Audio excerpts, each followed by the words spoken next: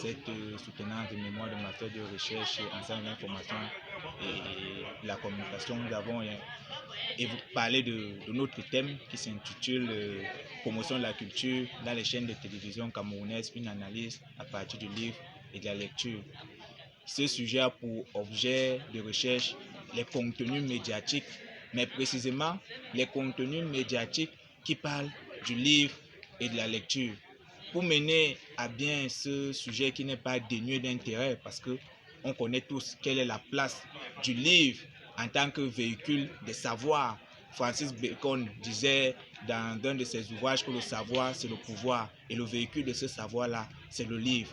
Nous partons donc du postulat selon lequel le livre est le parent pauvre des contenus diffusés dans les chaînes de télévision camerounaises. Et c'est un constat factuel, puisque à l'aune des éléments, on se rend compte que on a dans les 5 chaînes de télévision qui constituent notre corpus, à savoir Equinox, CATV, Canal 2, Info TV, que seule la CATV a une émission dédiée entièrement à la littérature, en l'occurrence Ponctuation. Les autres chaînes de télévision n'ont pas de contenu dédié à la littérature. Pour aller plus loin, nous essayons maintenant de comprendre comment les chaînes de télévision camerounaises participent donc à la médiation littéraire en tant que canal par lequel on peut toucher le public littéraire, l'inciter à lire et donc le cultiver. Et c'est d'ailleurs l'une des fonctions de la télévision qui sont réunies autour du triptyque informer, éduquer et divertir. Dans cette éducation-là, on a donc le livre qui doit occuper une place prépondérante. Mis à part Ponctuation, on n'a donc pas de livre dédié. Mais pour le comprendre, on rentre dans les grilles de programme des chaînes de télévision camerounaises.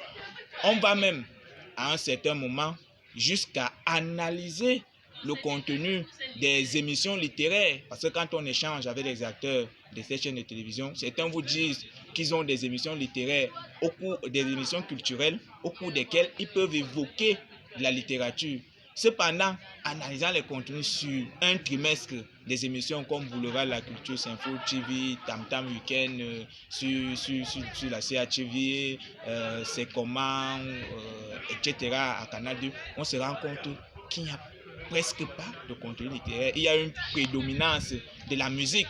Et cela rentre, quand on étudie le système, partant d'une approche systémique, que le système du livre et globalement le système médiatique au Cameroun est orienté de sorte qu'on ne promeuve pas le livre et la lecture. C'est ce que Bernard Miège, éminent savant en sciences de l'information et de la communication et qui est spécialisé dans les médias et les industries culturelles, appelle l'ordre informationnel. Il y a donc au Cameroun comme un ordre informationnel qui commande que les contenus qui soient diffusés n'orientent pas les téléspectateurs vers des sujets de culture comme le livre. Et Christian Ambolo va plus loin en développant le concept d'infotainment.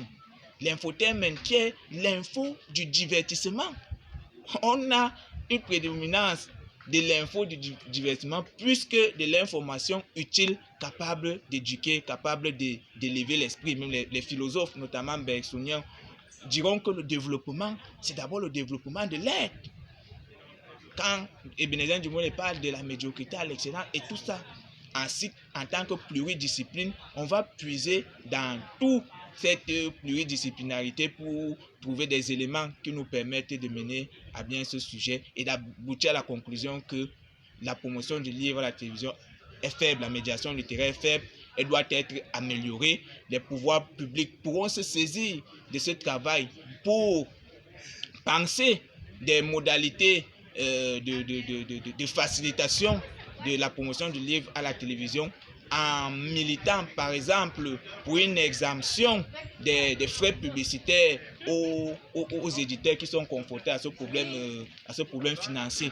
Nous suggérons aussi une spécialisation, pourquoi pas, des journalistes dits culturels, parce que beaucoup de journalistes culturels sont en réalité des animateurs qui sont plus aptes à parler des sujets comme la musique, des scandales et que sais-je encore, mais moins outillés intellectuellement pour parler d'un outil aussi délicat et que le livre. Donc, au final, la médiation littéraire à la chaîne de télévision est faible, bien qu'existante, et quand elle existe même, elle est aussi influencée par des logiques relationnelles. On a évoqué les logiques publicitaires, mais il y a également les logiques relationnelles. Vous savez, quand on convoque Palo Alto, que le relationnel a le primat sur la communication par moment, de telle sorte que c'est le relationnel entre les deux acteurs qui en vient même à influencer la logique communicationnelle qui peut y avoir en